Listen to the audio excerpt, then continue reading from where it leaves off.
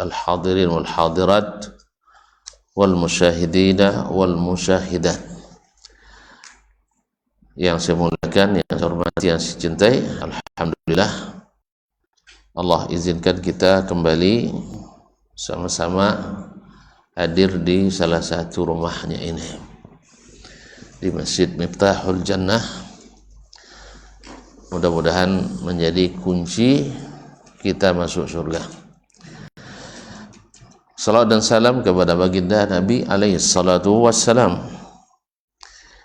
Semoga senantiasa pula hati kita terpaut dengannya dan mencintainya, sehingga senantiasa pula salawat dan salam menghiasi majelis-majelis kita.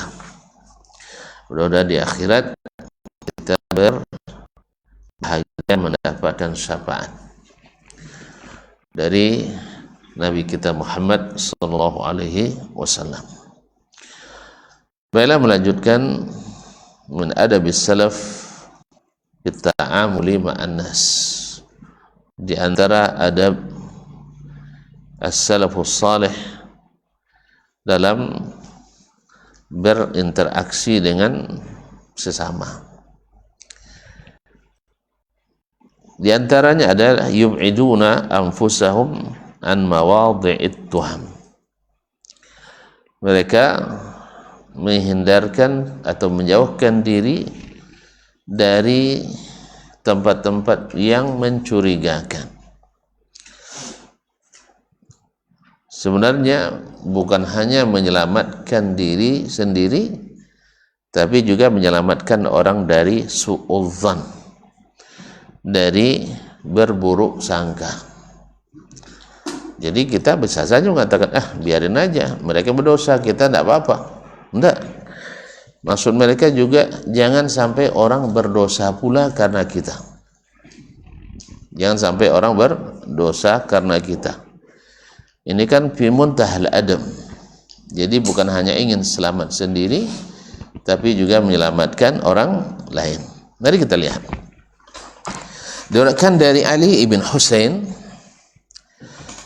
radhiyallahu taala anhuma an Safiyyah binti Huyai radhiyallahu anha.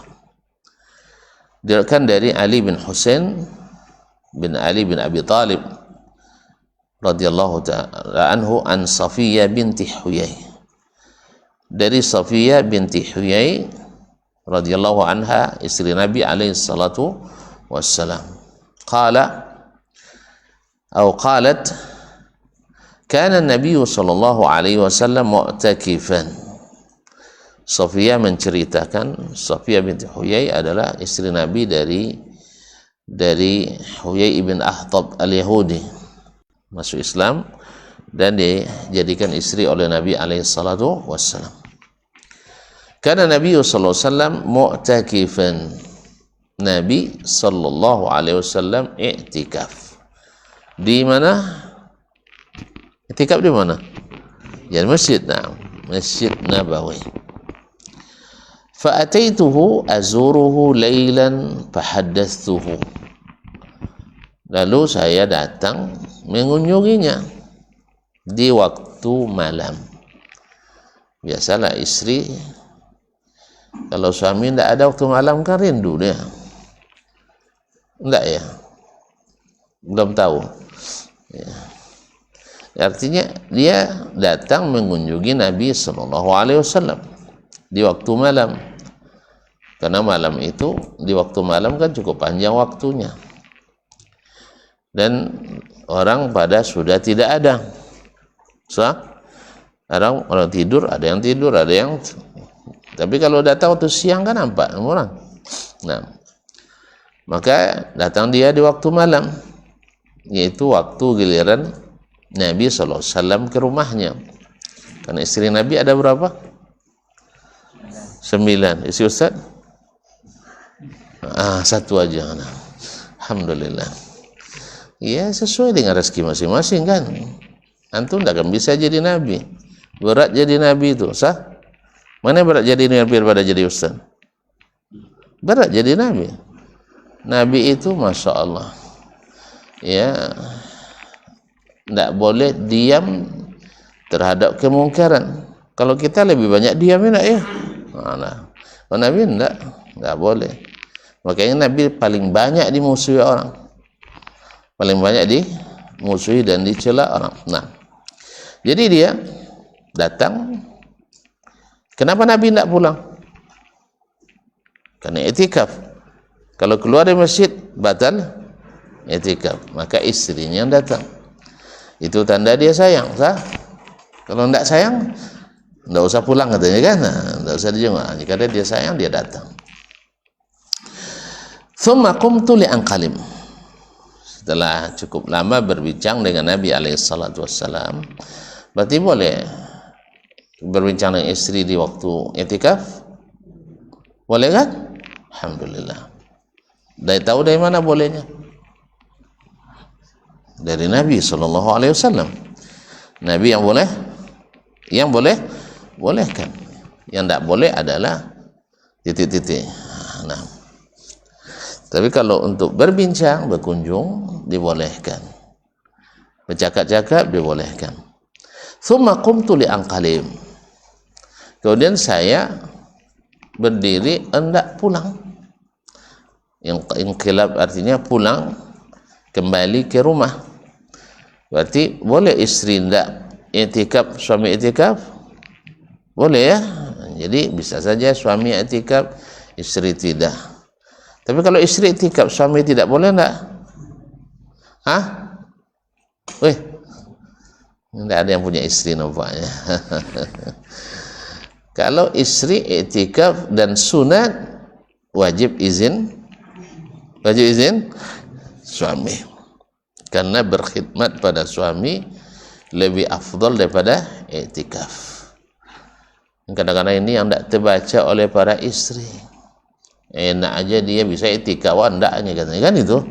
Dia lupa bahwa dia tidak i'tikaf itu karena berkhidmat pada suaminya lebih afdal daripada i'tikaf tanpa ridha dan izin suaminya.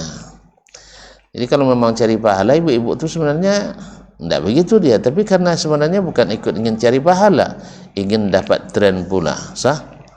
Nah, Allah musta'an, bahwa dia ikut i'tikaf, itu ikut i'tikaf. Nah, jadi kalau seandainya i'tikafnya bukan nazar, bukan wajib, karena kalau di nazar itu wajib ditepati, tapi kalau i'tikafnya sunat, maka wajib izin suami. Faqama ma'i liyaqlibani. Saya mau pulang diantar oleh Nabi SAW, mengantar sampai ke pintu masjid.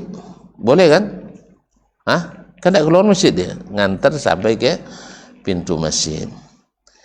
Wa kana maskanuha fi dari Usamah bin Zaid, dan rumahnya Safiyah binti Huyai itu di dekat rumah Usamah ibn Zaid. Kalian kenal Usamah bin Zaid?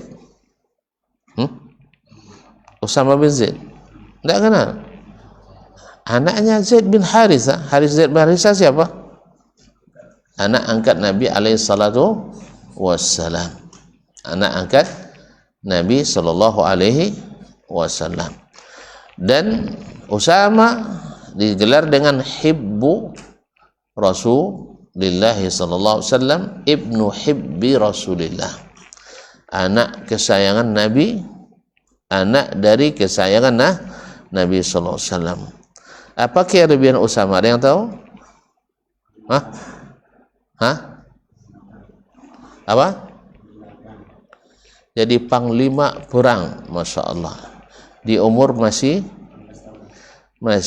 belia, masih muda. Umur berapa? 28? Hah? Oh, 17. Masya Allah, tinggal setahun lagi jadi jenderal. Mau? Usamah umur 18 tahun ya sudah jadi panglima perang. Masya Allah, luar biasa. Nah, ini Usamah radhiyallahu taala anhumah. Jadi rumahnya dekat rumah Usamah, atau di kampung atau di tempat pekarangan rumah Usamah bin Zaid. Famarra rajulani minal ansar. Saat Nabi mengantarkan istrinya tadi ke pintu masjid, Tiba-tiba lewat 2 orang laki-laki dari kalangan Ansar. Orang berjalan berdua. Mungkin karena ada hajatnya. Lewat dia. Falamma ra'aya an-nabiyya sallallahu alaihi wasallam asra'a. Ketika mereka melihat Nabi sallallahu alaihi wasallam bersama istrinya, bersama siapa tadi? Istrinya Safiyah. Artinya bersama seorang wanita. Asra'a, mereka mempercepat langkahnya. Ya, mempercepat langkahnya. Takut mengganggu Nabi alaihi salatu wassalam. Baik. Mungkin dia curiga sama Nabi. Mungkin mereka curiga sama Nabi. Kenapa enggak? Mungkin enggak sahabat mencurigai Nabi? Dengar bisik-bisik, dengar tadi ya. Tapi pas ditanya enggak ada mau jawab. Mungkin enggak sahabat berdua tadi mencurigai Nabi? Kenapa enggak?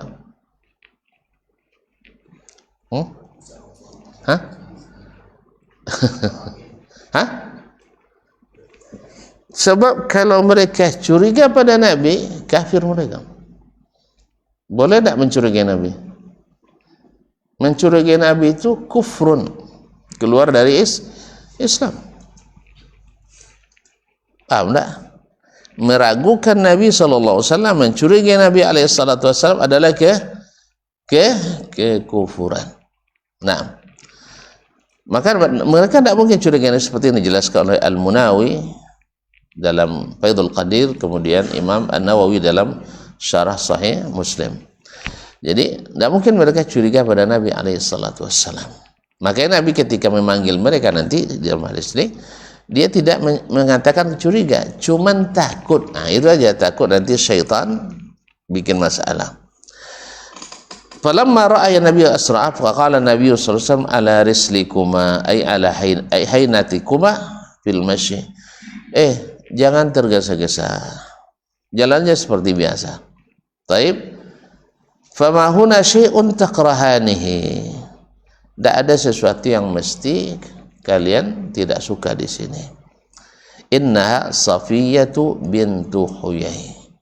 Ini perempuan ini, kan itu yang buat mereka cepat berangkat ya.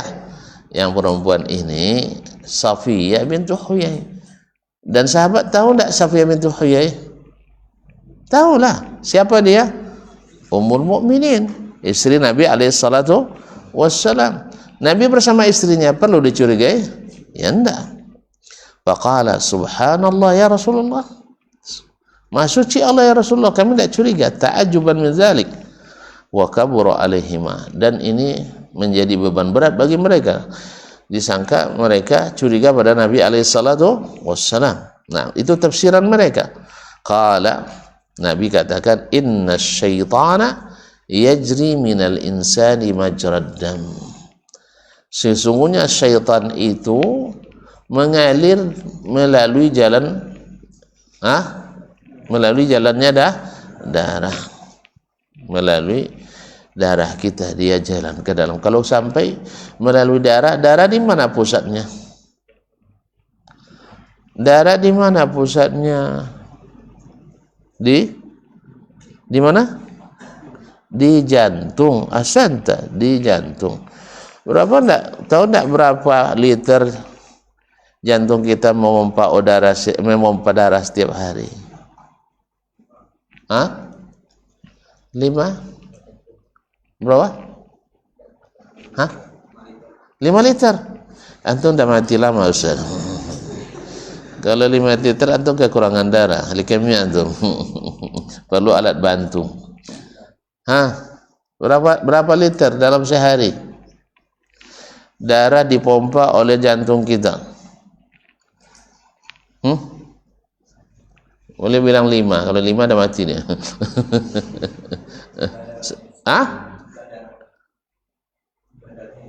Jumlah darahnya 5 liter. Dipompa ulang terus. Iya. Taib. saya terima. Tapi saya ragu. Sebab saya tidak menerima perincian seperti itu. Antum ahli kesehatan? Tidak.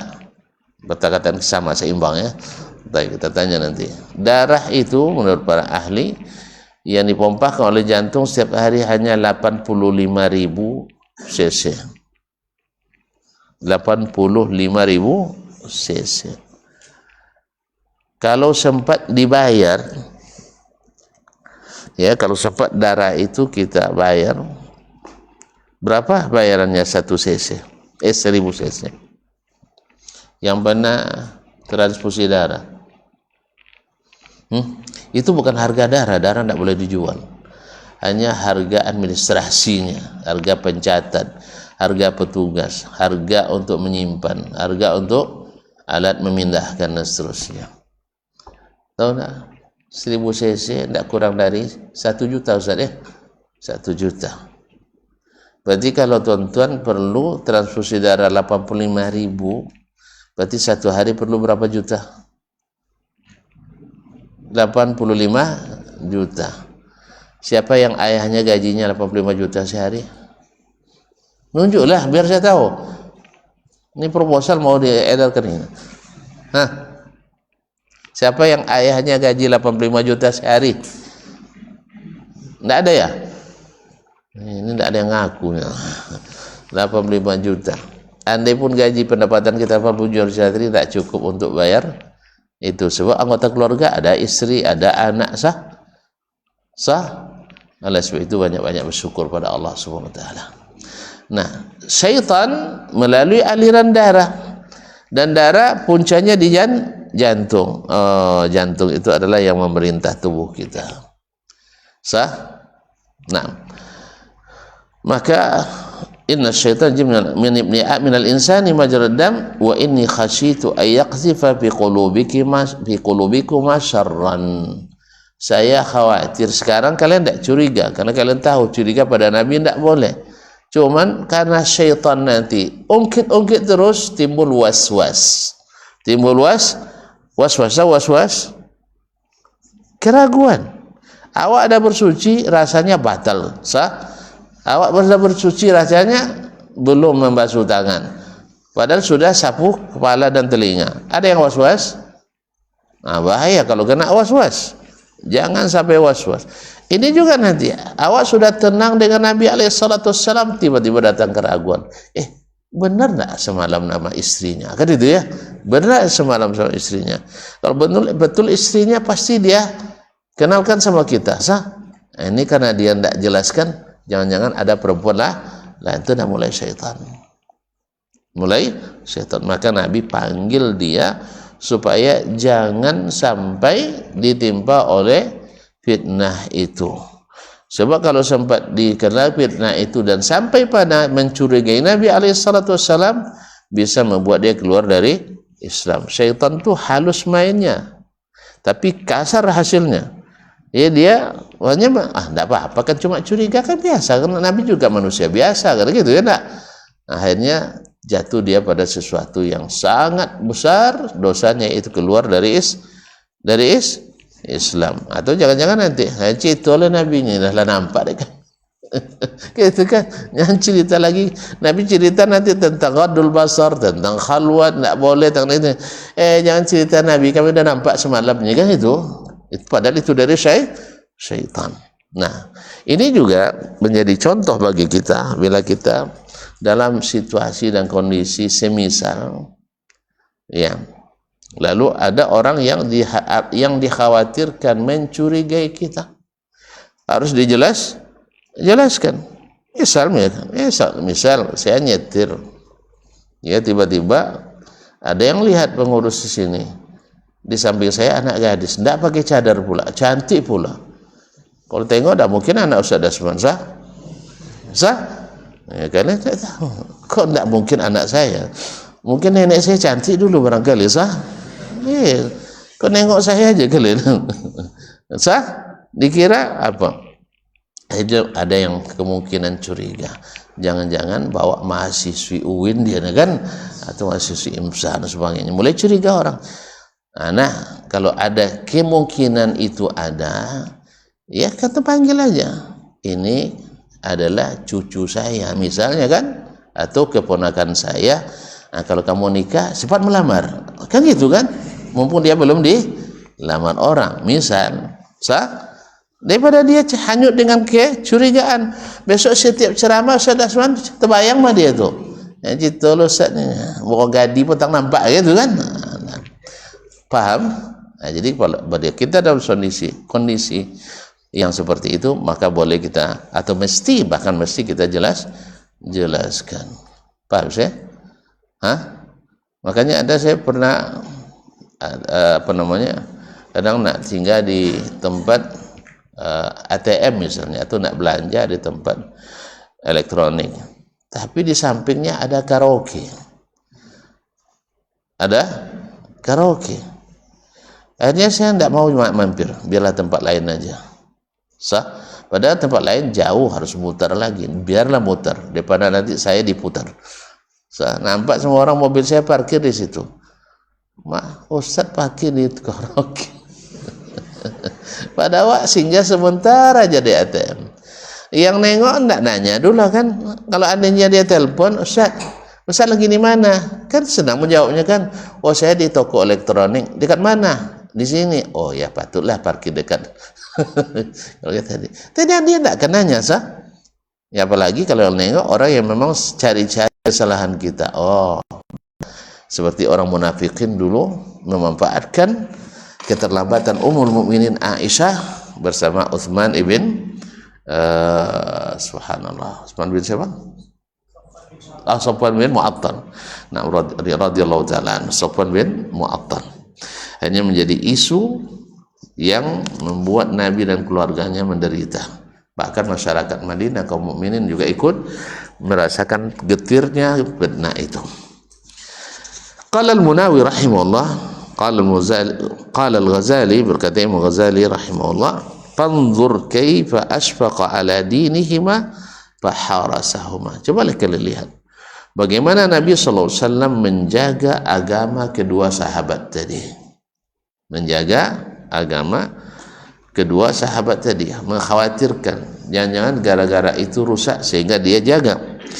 Wa kaifa asfaqa ala ummatihi, bagaimana pula Nabi sallallahu alaihi wasallam sangat perhatian kepada umatnya.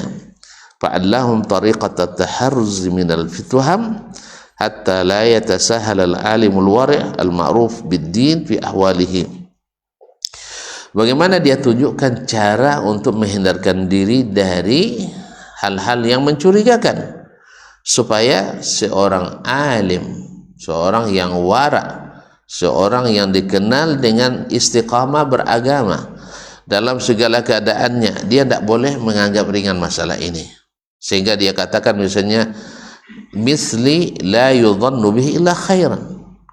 Kalau saya tidak mungkin orang curiga sama saya. Paham maksudnya? Nabi mengajarkan kepada kita, dia orang yang paling wara, dia orang yang paling bertakwa, tapi dia tidak mengatakan saya tidak mungkin dicurigai. Paham tak? Jadi jangan menyangka saya ini ustaz lalu berada di tempat yang mencurigakan. Biarin aja lah ya, tidak mungkin saya dicurigai orang. Itu maksud Nabi SAW. Jangan bangga dulu, jangan ujub bahwa kita tidak mungkin dicurigai orang. Nabi sendiri menutup pintu ini. Nabi orang yang wara, yang bertakwa, tapi tetap menjelaskan supaya jangan membuka pintu-pintu kecurigaan tadi sehingga orang berdosa karena kita. Kemudian minhu binafsi fa inna arwa an-nasi, karena orang yang paling wara yaitu Nabi, wa atqahum, dan yang paling takwa, wa a'lamahum, dan paling berilmu, la yanzurun nasu kulluhum ilaihi bi'ainin wahidah. Tak semua orang sama cara pandangnya kepadanya. Tidak semua orang memandangnya dengan satu pandang, cara pandang, dengan satu mata. Bal bi'ainir ridha ba'dhum, ada yang memandang dengan mata yang suka. Orang yang suka matanya memandang baik. Wa bi'ainis sukhti ba'dhum, sebagian pula memandang dengan mata benci. Fayajib at-taharruz an tuhmatil asrar, maka wajib menjaga diri dari kecurigaan orang-orang yang buruk. Nah, wa qala an-Nawawi rahimahullah, berkata Imam Nawawi rahimahullah, fihi fawaid, dalam hadis ini terdapat beberapa faedah, minha bayanu kamali syafaqatihi sallallahu alaihi wasallam ala ummatihi, yaitu menjelaskan bagaimana sempurnanya kasihan Nabi kepada umatnya, wa mura'atihi limasalihim, dan menjaga maslahat mereka, wa siyanati qulubihim wa jawarihim, dan menjaga hati serta anggota tubuh mereka, wa kana bil mu'minina rahima, Nabi menyayangi orang-orang beriman. Fa khafa sallallahu alaihi wasallam ayulqiya syaitanu fi qulubihima fayahlika. Nabi SAW takut syaitan nanti memasukkan atau mencampakkan ke dalam hati mereka keburukan, sehingga mereka sehingga merusak hati mereka. Fa inna dhanna su'a bil anbiya'i kufrun, karena bersangka buruk kepada para nabi adalah kekufuran bil ijma', secara ijma'. Tidak boleh kita meragukan para nabi alaihi wassalatu wassalam. Wal kabairu ghairu jaizatin alaihim, dan dosa besar tak boleh terjadi para nabi. Nah, berduaan dengan perempuan dosa besar, dosa kecil? Dosa besar. Jadi oleh sebab itu tidak mungkin ini terjadi pada Nabi alaihi salatu wassalam. Wajah fi adab Syafi'i wa manaqibihi lil Imam Ar-Razi, dalam kitab Adab Syafi'i dan manaqibnya yang ditulis oleh Imam Ar-Razi, yani Ibnu Abi Hatim Ar-Razi, Abdurrahman ibn Muhammad ibn Idris ibn Al-Munzir Al-Hanzali, dikenal dengan Ibnu Abi Hatim. Anna Ibn Uyainah rahimahullah qala lisy-Syafi'i, bahwa Ibnu Uyainah itu Imam Sufyan bin Uyainah Al-Hilali Abu Muhammad Al-Makki, wafat 198 Hijriah, guru besar Imam Asy-Syafi'i. Wa kana Asy-Syafi'i fi majlis Ibnu Uyainah. Asy-Syafi'i waktu itu belajar di majlis Imam Ibnu Uyainah. Ma fiqhu hadzal hadis ya Abu Abdullah? Menurut kamu wahai Abu Abdullah, hai Syafi'i, bagaimana pemahaman hadis ini, fikih hadis ini? Itu hadis kisah Nabi tadi sallallahu alaihi wasallam. Qala in kana al-qaum ittahamu an-nabiyya sallallahu alaihi wasallam kanu bi tuhmatihim iyyahu kuffaran. Andainya mereka itu menuduh Nabi sallallahu alaihi wasallam berbuat serong, berbuat tidak baik dengan perempuan yang bukan mahram, tentu dia kan menuduh jadinya. Kalau sempat mereka menuduh Nabi dengan tuduhan itu, kanu bi tuhmatihim iyyahu kuffaran, tuduhan ini menyebabkan mereka kafir, ya, menyebabkan mereka kafir. Lakinna Nabiya sallallahu alaihi wasallam addaba man ba'dahu, ay allamu arsyadahu. Nabi sallallahu alaihi wasallam mengajarkan dan menunjukkan orang setelahnya. Idza kuntum hakadza, bila kalian pada posisi seperti ini, ya, seorang alim, seorang yang bertakwa dalam kondisi seperti ini, faf'alu hakadza, lakukan seperti ini pula. Ya, kalau ada orang yang mencurigai atau yang curiga pada kita, atau mungkin dia curiga pada kita, tolong dijelaskan. Ya, tolong dijelaskan. Kan misal kaum muslimin dan muslimat dirahmati Allah, ya, tidak usah dijelaskan ya. Kalian tentu tidak curiga kan? Tapi ada sebagian orang curiga. Nah, ustadznya membantah atau gede jabatannya kan? Kan ada seperti itu. Ustadz aja berkelahi gara-gara berebut jabatan. Misal ada jabatan, kedudukan, lalu dianggap kita berebut, padahal orang yang merebut, gitu kan, orang yang merebut. Nah, kalau ada kemungkinan itu pada seseorang, atau memang dia yang menanyakan seperti itu, Ustaz gitu, Ustaz sampai babanta aja guru Ustaz atau gede jabatan tunya kan, jelaskan. begini begini begini. Saya tidak pernah menginginkan, tapi saya dipaksa. Misalnya, kalau tidak percaya, ini orang yang memaksa. Ini dijelaskan. Nah, karena orang dengan demikian mencurigai kita. Kadang-kadang dianggap kita sebagai anak durhaka, ustadz durhaka, kan durhaka pada gurunya. Nah, harus dijelaskan. Tapi kalau tidak curiga, ya biarkan. Ini contohnya.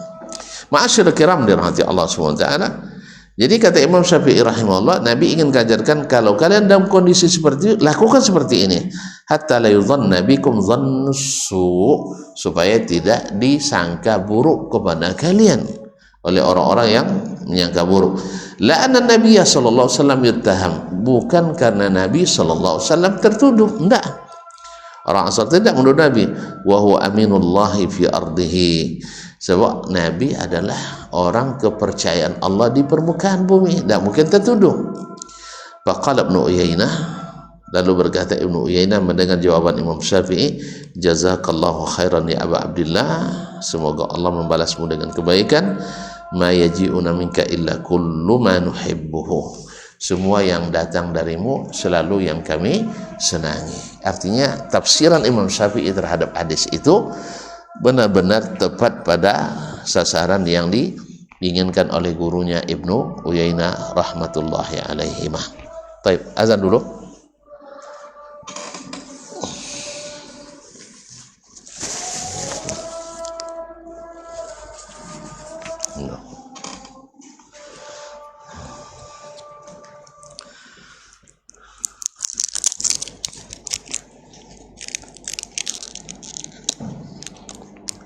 Bismillah.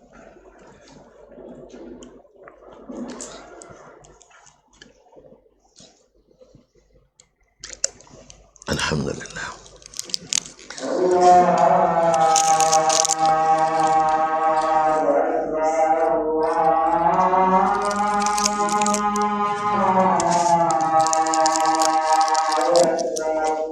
Allahumma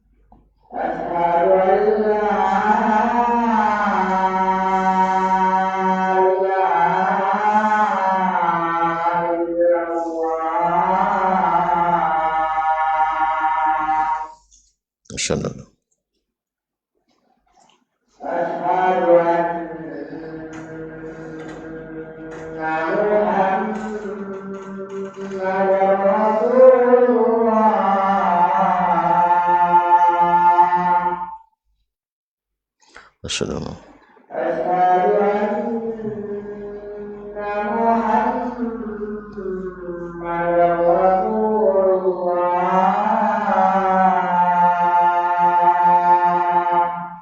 Assalamualaikum.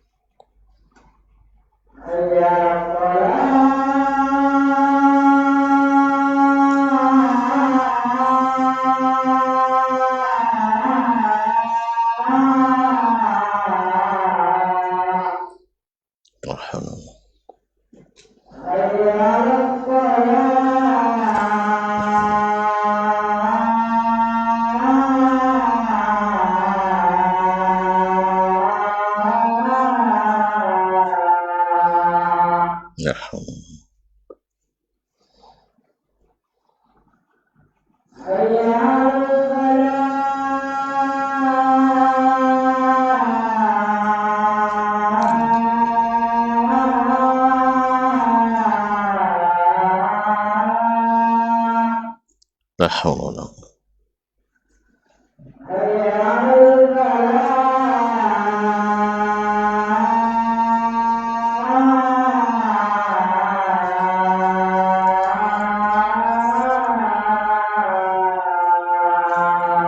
haula wala quwwata.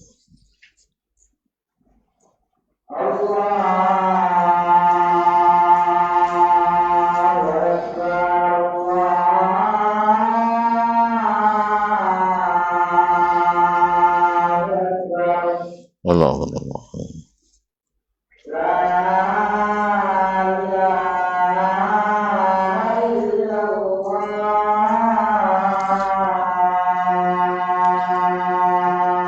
Wa asyhadu an la ilaha illallah. Allahumma rabb hadhihi ad-da'wati at-tammah. As-salatul qa'imah.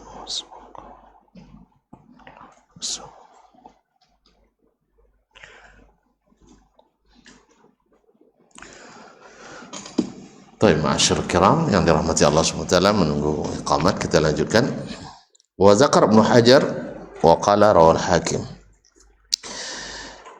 wa qala inna Nabiy sallallahu alaihi wasallam lam yansibhuma ila annahuma yadhunnani bi su'an lima taqarrara indahu min sidqi imanihima walakin khashiya alaihima ay yuwaswisa lahuma asy-syaitan dzalika li'annahuma ghairu ma'sumin. Berkata Ibnu Hajar rahimahullah, sesungguhnya Nabi sallallahu alaihi wasallam tidak menisbatkan kepada keduanya persangkaan buruk, karena Nabi tahu mereka beriman dengan benar. Tidak mungkin mereka curiga pada Nabi alaihi salatu wassalam, tapi Nabi khawatir syaitan akan menimbulkan was-was dalam hati keduanya, karena keduanya tidak maksum, keduanya tidak maksum, tidak terjaga seperti Nabi alaihissalam dari dosa. Faqad yumdi bihima dzalika ilal halak, bisa-bisa nanti mereka terpengaruh oleh syaitan sehingga binasa, fabadara ila ilamihuma hasman lil maddah, sehingga Nabi segera memberitahukan kepada keduanya jangan sampai syaitan mencelakakan keduanya. Wa ta'liman liman ba'dahuma idza qala mithlu dzalik, dan juga sebagai bentuk pengajaran kepada yang datang setelahnya supaya jangan terjerumus ke dalamnya. Ma'asyiral kiram dirahmati Allah SWT, Syekh mengatakan wa fil hadisi fawaidu, dalam hadis terdapat faedah, beberapa faedah. Satu, at-taharrus min at-ta'arrud li su'idz dhanni wal ittifaz min kaidi syaitani wal i'tizar, yaitu berhati-hati jangan sampai suka berburuk sangka dan menjaga diri daripada tipu daya syaitan, dan berusaha mencari uzur bagi orang yang melakukan hal-hal yang menimbulkan kecurigaan. Ya, kalau kita melihat orang lalu kita curiga, tolong carikan uzurnya. Mungkin ini yang bisa diterima. Jangan segera mencari tafsiran buruknya. Cari tafsiran yang terbaik. Itulah yang harus dilakukan. Wa hadza mutaakkidun fi haqqil ulama. Ini lebih-lebih lagi pada haknya para ulama. Wa man yuqtada bihi, dan orang-orang yang dijadikan qudwah. Fala yajuzu lahum ay yaf'alu fi'lan yujibu su'adz dhanni bihim. Tidak boleh mereka melakukan perbuatan yang mengakibatkan orang buruk sangka kepadanya. Wa in kana fihi makhlas, sekalipun ada jalan keluarnya.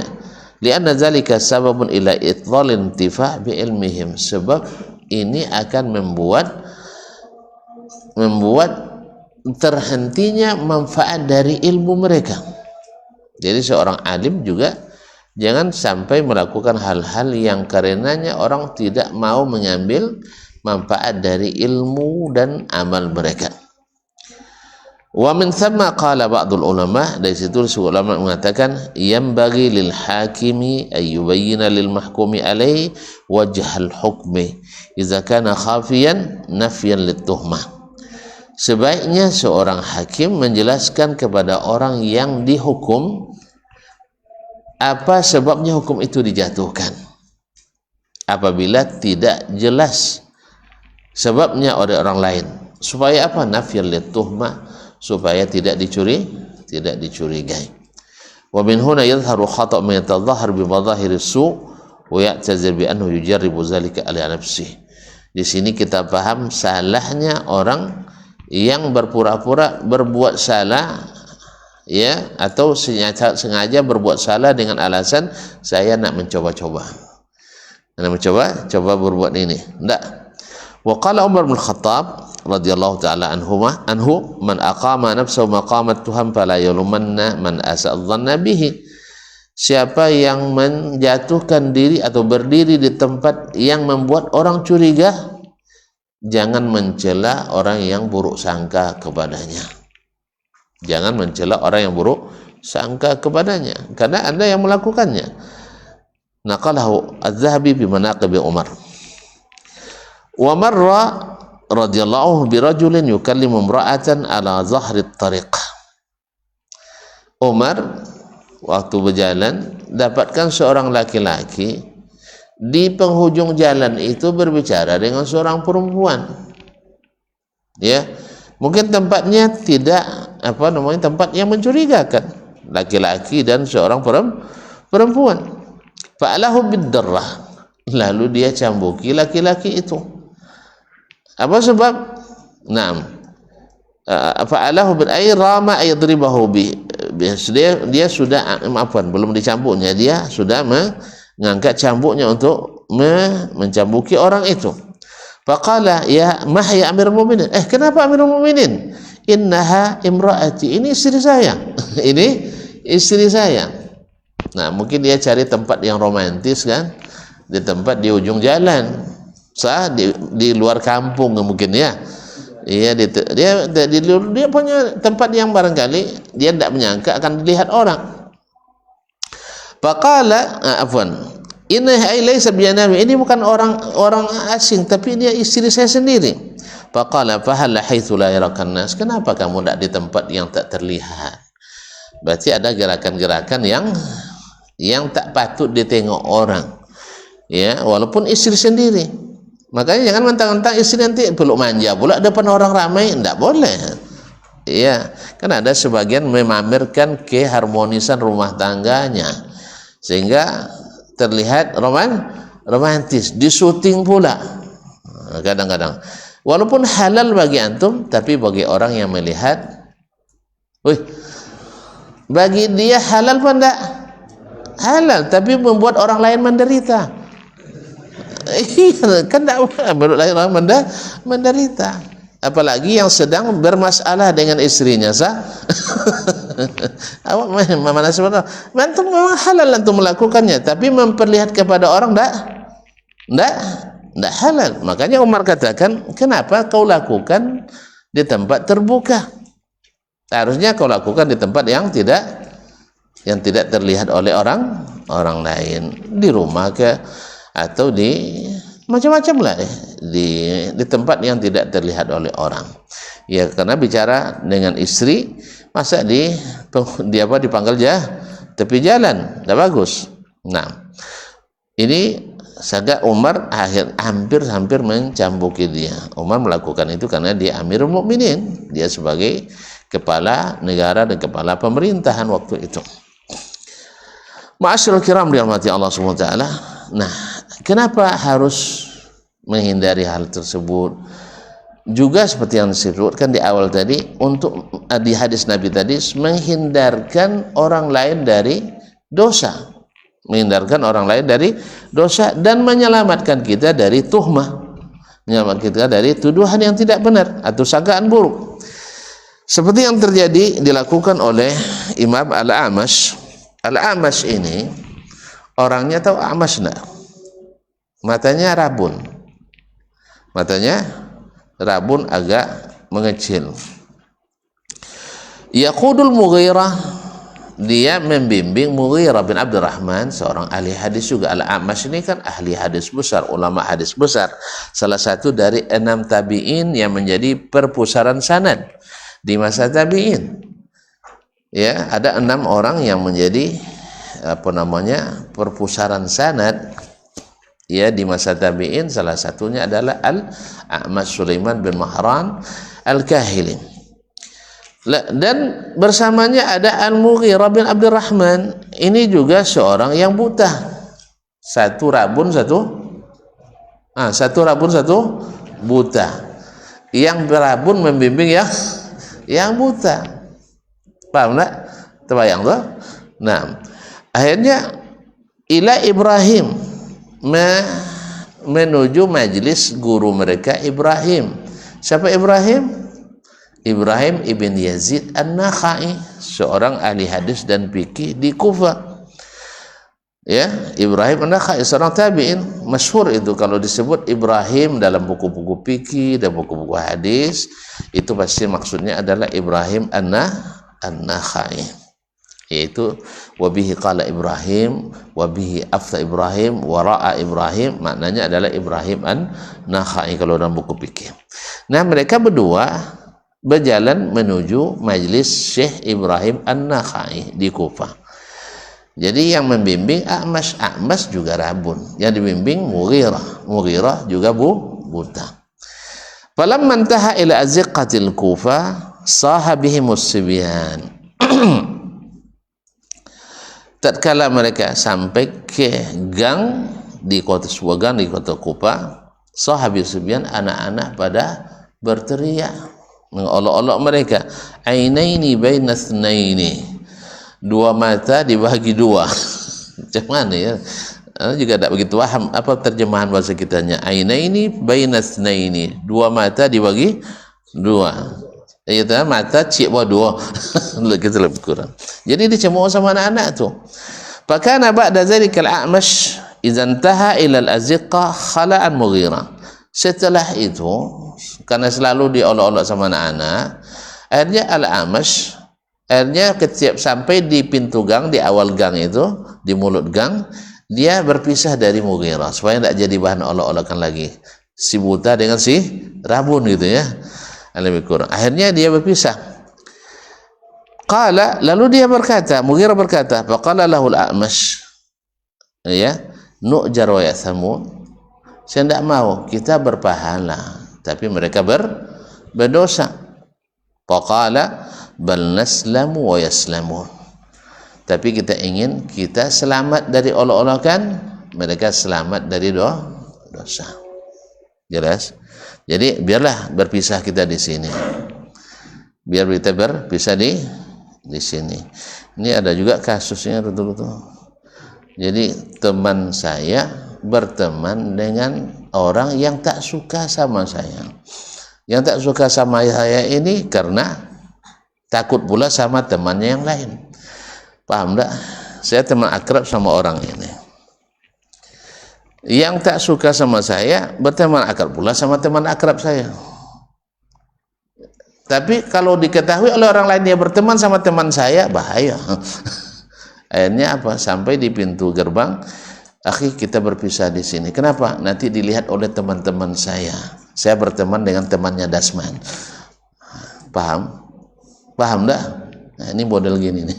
Untuk menyelamatkan orang lah. Lain kita selamat, mereka selamat. Bagus juga itu Ustaz ya. Jadi orang selamat, kita selamat. Nah, walaupun sebenarnya kenapa takut dia berteman? Kalau berteman terus saja karena orang baik memang. Bukan karena orang sesat, tapi karena macam-macam lah. Kan ada yang buat orang benci itu bukan hanya karena ini aja, kadang karena tidak suka.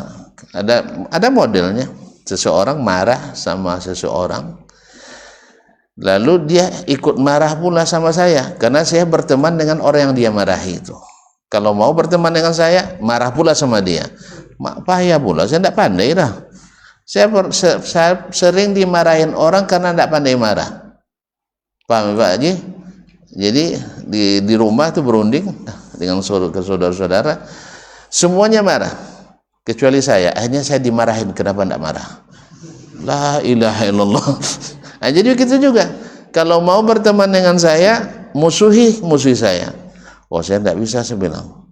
Ini kayaknya kayak orang juga. Kalau mau kalau mau tidak berteman sama Israel, bela Iran. Nah, gitu ya. Kalau tidak bela Iran berarti budak Amerika. Tidak gitu kajinya kawan. Yang benar adalah saya tidak bela Iran karena juga preman. Saya tidak bela Amerika juga preman. Saya tidak bela Israel juga preman. 3 preman berkelahi, masa kita ikut-ikutan? Sah? 3 preman berkelahi. Cuman bedanya yang satu berjubah tu masalah. Itu makanya bikin orang tertipu tuh, karena dia berjubah, bersorban, pandai pula baca Quran kan. Nah, ini yang bikin masalah. Padahal lebih kejam dari Israel. Dia lebih kejam dari Amerika. Iya, lebih kejam. Nah, cuma sekarang mereka sedang berkelahi. Maka saya tidak bisa membantu mereka atau tidak bisa membela mereka. Jangan bilang karena saya cinta Israel, demi Allah, tidak. Belum perang pun saya tak mungkin mencintai orang yang dibenci Allah. Apalagi dalam kondisi perang. Bukan karena saya suka Amerika. Sampai hari ini juga saya paling tidak suka pegang dolar. Ya kalau ada dolar, kasihlah, tidak apa-apa. Nah, tapi kalau untuk saya cari dolar, sengaja ngumpul dolar, tidak. Jadi kalau ada dolar di tangan saya, pasti karena diberi orang, dititipin orang. Akhirnya suka juga ya, karena harganya mahal ya. Nah, tapi kalau selama saya kuliah di Madinah, hampir tidak pernah, seingat saya tidak pernah lah saya menukarkan duit saya ke dolar. Alhamdulillah. Ya, kalau kawan saya tidak, baru terima mukafa'ah langsung jadi dolar. Ya, habis itu kadang makan numpang-numpang. Saya lihat orang yang suka dolar tuh cenderung untuk kedekut nampaknya. Ya, cenderung kedekut. Maka saya tidak mau ikut-ikut. Jadi saya tidak pernah nukar ke dolar. Kalau saya nak pulang kampung pun saya tukar dengan ringgit Malaysia karena saudara kita. Sah? Antum bilang pula gara-gara saya tidak bela Iran, cinta Amerika. Antum suka beli dolar dulu. Allah musta'an. Baiklah kaum muslimin dan muslimat dirahmati Allah. Ini contoh. Jadi kadang-kadang orang tidak suka bukan karena apa-apa. Dia ingin kita membenci orang lain yang dia benci. Itu syaratnya berteman. Kalau tidak bisa. Nah, kalau saya memang tidak bisa. Ada juga yang bilang kalau nak diakui begini-begini, jangan ngaji kecuali di sini. Ngaji tempat lain berarti masalah. Oh, saya bilang tidak bisa. Sebab keahlian tidak sama. Di sini tidak punya keahlian yang saya inginkan. Sah? Saya ingin keahlian itu. Di sini tidak saya temukan. Saya ambil dari yang ahli. Kecuali orang yang memang tersesat. Kalau tersesat tidak mungkin kita ikut. Tapi kalau dia yang disampaikannya ilmu, dan ilmu ini mutu boleh diadu, mutu boleh diadu, paham mutu diadu? Yang disampaikan di sini kebenarannya sampai di sana. Kenapa saya dilarang tuntut ilmu di sini? Paham tak? Tidak paham ya, tidak paham biarlah. Untunglah tidak paham, jadi tidak ada kecurigaan. Ini masalahnya yang paham sedikit ini bikin curiga. Paham tak? Saya nak belajar nahu. Tapi udah Ustaz Dasman bukan ahlinya. Dah? Paham tak? Saya mau jadi ahli di bidang nahu. Tentu saya cari yang ahli nahu. Oh, Ustaz Dasman aja lah kan pandai juga nahu. Mau pandai juga tapi tidak ahlinya. Bukan pakarnya. Lalu saya belajar sama Ustaz Iqbal. Ya. Nah, cuma Ustaz Iqbal tidak seguru sama awak doanya. Biarin aja tidak seguru. Yang penting ada tidak keseliruan. Akidahnya ada melenceng enggak? Enggak. Manhajnya ada yang keliru? Enggak. Salatnya beda dengan kita? Enggak. Keyakinannya beda? Enggak. Apa masalah? Oh, enggak. Ini belajar timbo panjang. Enggak bisa kayak gitu. Paham enggak? Enggak paham ya, enggak usah lah paham. Alhamdulillah. Ya. Kalau paham kalian nanti bahaya. Enggak usah paham. Jadi intinya, kaum muslimin dan muslimat, hindari tempat-tempat yang membuat kita dicurigai. Dan kalau bisa jangan kita yang selamat, orang pun selamat, sehingga tidak menimbulkan cerita-cerita yang membuat orang berdosa seperti yang dilakukan oleh Imam Al-Amash dengan Al-Mughirah tadi. Kemudian dalam riwayat lain disebutkan, kan tidak ada masalah, mereka yang berdosa, kita kan tidak berdosa kan? Tidak, kata Imam Al-Amash, mereka jangan berdosa dan kita jangan tersiksa. Mereka jangan berdosa, kita jangan tersiksa oleh celaan mereka. Kalau bisa selamat sama-sama selamat, kenapa menyelamatkan sendiri? Inilah yang harus ada pada setiap orang yang berilmu, setiap orang yang dicontoh, diteladani. Jangan selamat sendiri aja, tidak harus menyelamatkan umat. Jadi kita selamat, mereka juga selamat. Kaum muslimin dan muslimat dirahmati Allah. Dari Malik ibn Dinar, salah seorang zuhud, ulama zuhud di masa tabi'in juga, qala balagani anna Muawiyah bin Abi Sufyan, sampai kepadaku bahwa Muawiyah bin Abi Sufyan itu raja Islam pertama. Raja Islam pertama. Muawiyah enggak tahu ya? Raja Islam pertama setelah Khulafa Ar-Rasyidin, maka jadilah kerajaan Islam, yaitu yang pertama Bani Umayyah. Inilah yang pertama rajanya, Muawiyah bin Abi Sufyan, sahabat Nabi alaihi salatu wassalam radhiyallahu anhu wa nabi. Qala lil Ahnaf ibn Qais, dia bertanya kepada Ahnaf ibn Qais. Pernah dengar Ahnaf ibn Qais? Enggak juga ya? Pemimpin yang dicintai oleh rakyatnya, ya, yang dicintai oleh orang negerinya, jelas ya, yang selalu dijaga oleh mereka, pokoknya sangat dicintai. Apa alasannya? Qala, berkata Muawiyah kepada Ahnaf bin Qais, bima sutta qaumaka anta lasta bi atammihim wala asrafihim. Kenapa kamu bisa jadi pemimpin kaummu, yaitu Bani An-Nakha itu? Padahal kamu bukan orang yang paling sempurna, bukan pula yang paling mulia di antara mereka, tidak pula paling kaya, bukan pula yang paling tinggi nasabnya. Sah? Qala inni la atakallafu ma kufitu. Saya tidak memaksakan diri melakukan sesuatu yang orang sudah lakukan. Artinya apa? Tidak mesti saya selalu nomor satu dalam satu masalah. Kan sebagian kita kan tidak kan, apalagi kalau jadi pemimpin, ya, diselesaikan oleh orang tidak boleh, dia tidak selesai sama dia. Paham tak? Paham tak? Dia tidak bisa melaksanakan, tapi dilakukan orang lain, dimarahinnya. Ini tidak prosedur resmi katanya. Subhanallah, ada kasus mau cerita enggak? Ada seorang pemimpin, ketika raja hendak datang ke tempat dia, bersepakatlah dia dengan para pejabatnya. Lalu salah seorang pejabatnya mengusulkan, bagaimana kita usulkan ke raja, yaitu komplek Miftahul Jannah ini disulap menjadi misalnya kota universitas, the town of university misalnya. Kata pemimpinnya, nggak usah, sebab kalau penting itu raja lebih tahu dari kita. Mana semua raja tahu? Allah Ta'ala yang raja terlebih tahu semuanya kan. Kalau raja kan tidak tahu kecuali diusulkan. Padahal ini konsepnya sudah ditulis, sudah ada maketnya, landscape-nya sudah ada, set plan-nya sejak 20 tahun lebih. Tidak pernah dibangun-bangun. Tapi tetap dia bersikeras karena dia pemimpin tertingginya. Tidak boleh. Akhirnya ya karena keputusan, kalau sudah dipeto kan terpaksa dia yang lain kan. Katanya musyawarah tapi tidak diterima usulan. Akhirnya jadilah raja datang, pemimpin tertinggi datang.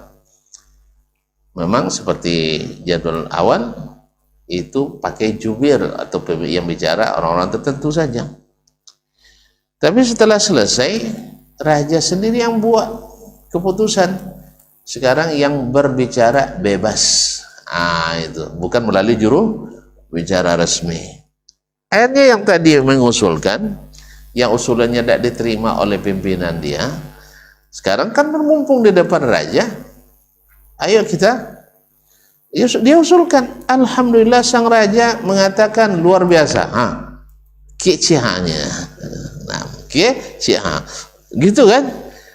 Jadi dia suka, sampai dia bilang sama sekretaris kabinetnya, tolong dicatatkan ini masuk prioritas pembangunan kita di awal ini. Kembali baru dilantik jadi raja.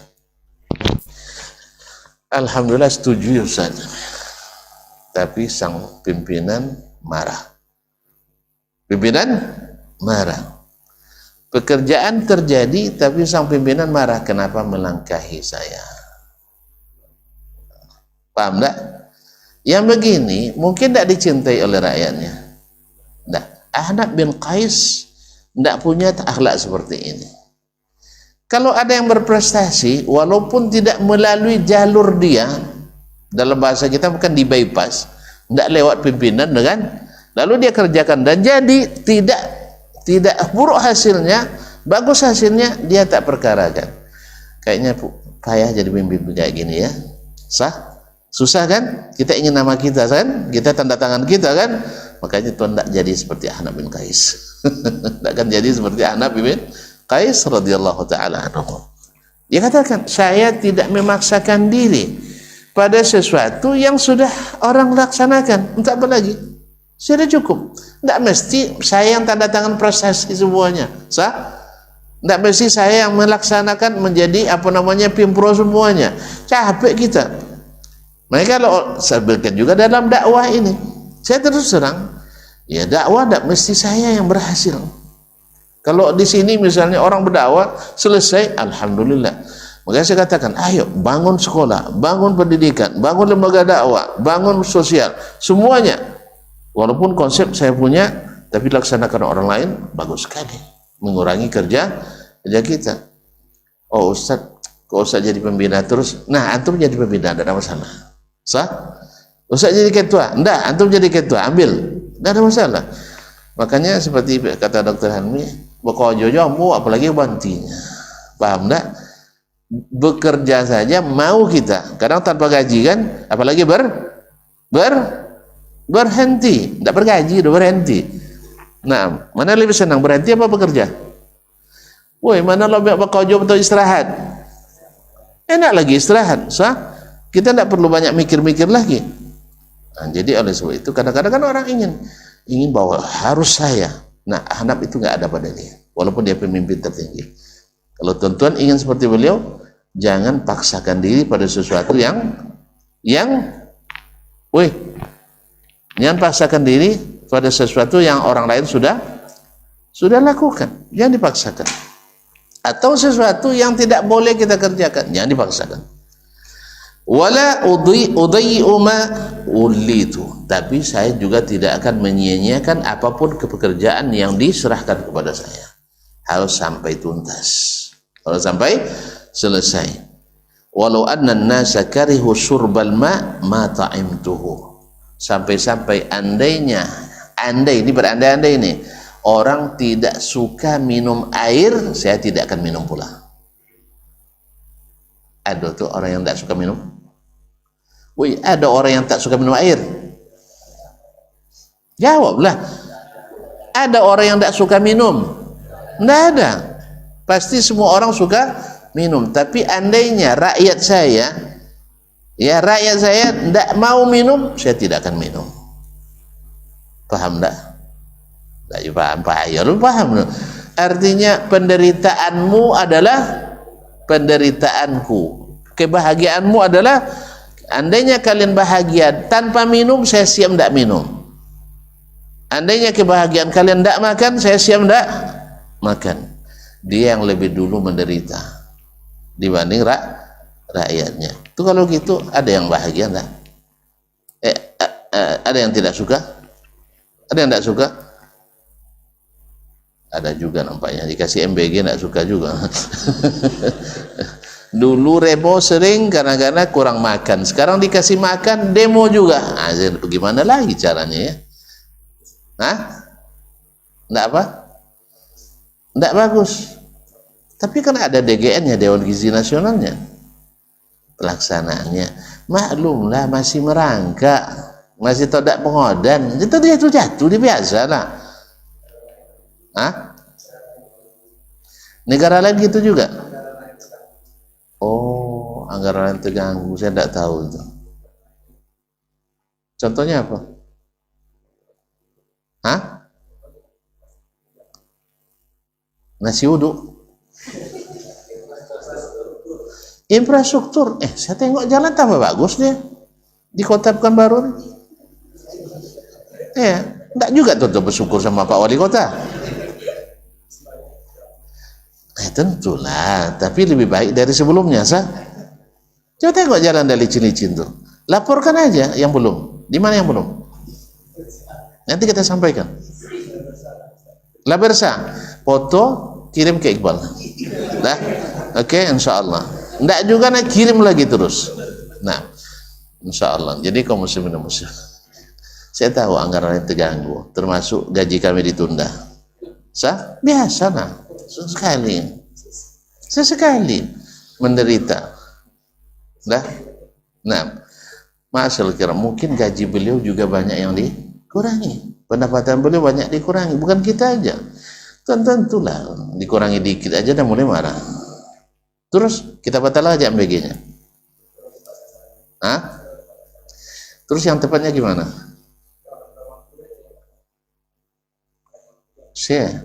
Orang yang kurang mampu dapat enggak? Dapat. Yang mampu dapat juga. Kelebihan namanya, biasa lah. Bukan kekurangan itu. Kecuali yang dapat yang mampu dapat, yang kurang mampu enggak dapat. Itu namanya enggak tepat. Tapi kalau seandainya yang kurang mampu dapat semua, yang mampu pun dapat, itu kelebihan itu. Kalau ada kelebihan nanti antar ke rumah.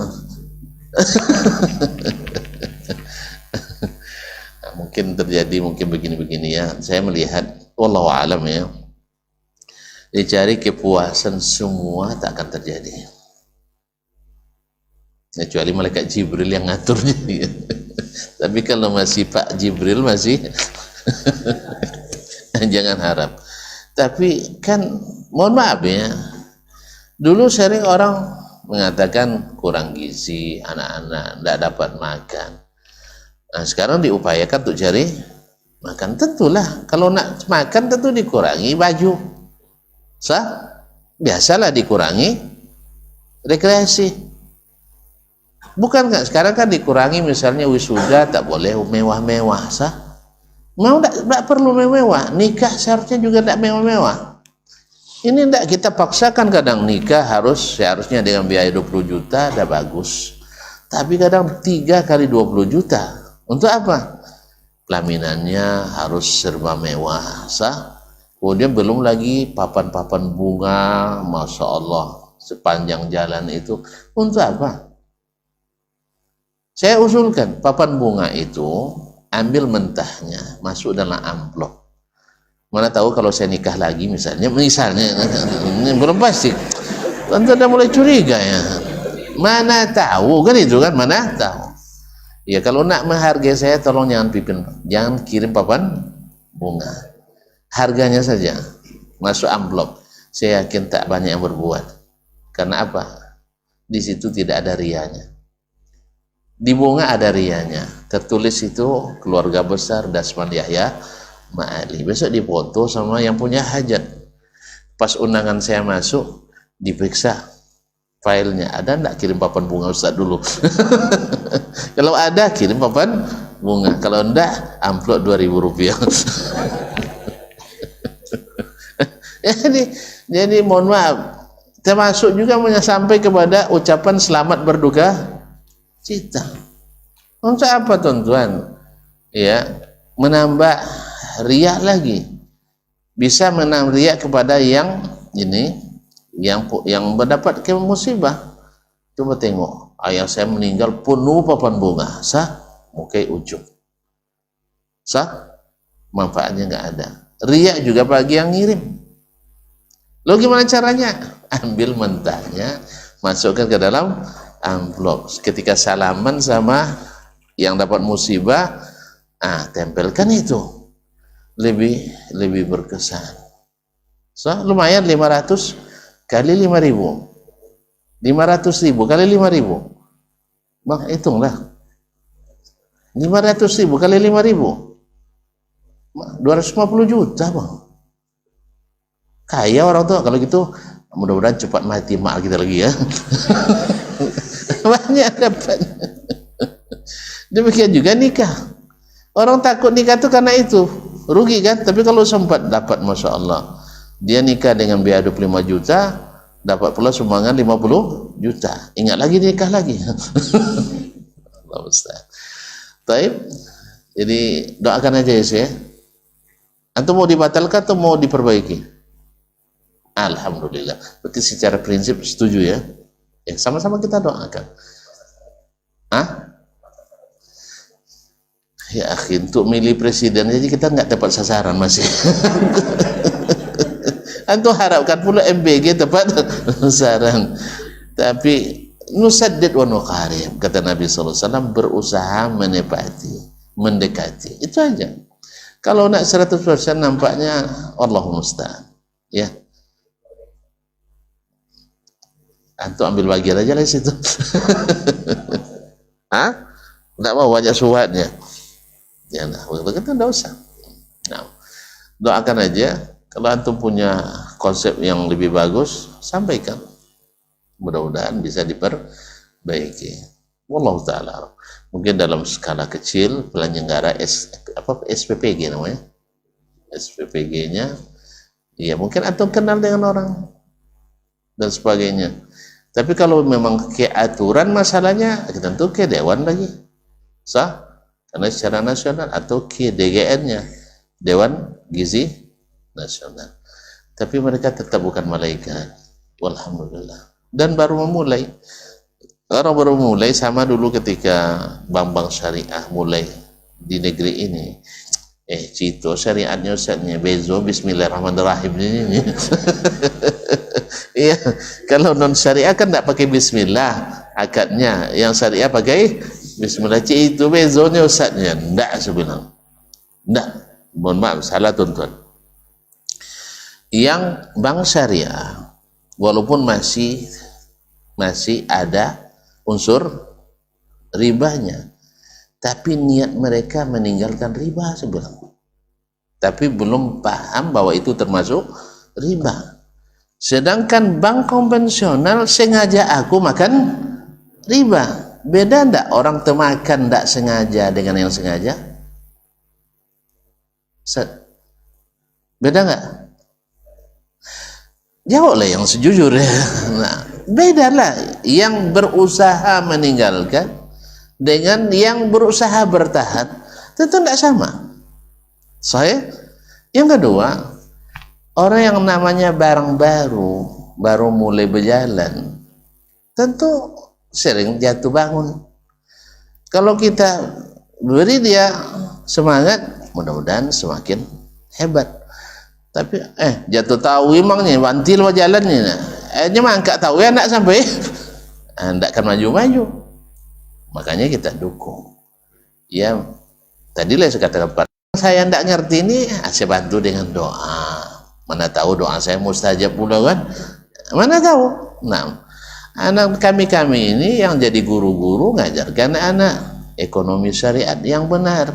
Mudah-mudahan di masa mereka kendala itu sudah hilang. Jangan kita buat pesimis. Sahih? Sama juga dengan undang-undang perkawinan. Hari ini kan harta antum dibagi dua, harta istri tidak dibagi dua. Habis itu pesimis antum bekerja. Enggak, kerja terus.